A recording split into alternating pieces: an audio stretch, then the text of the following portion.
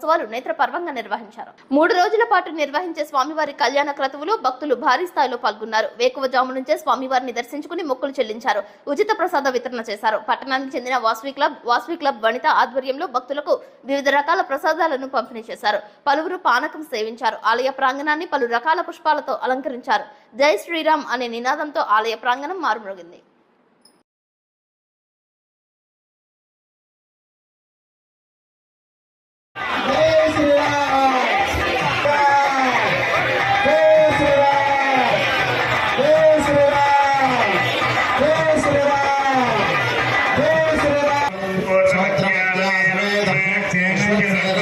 Jai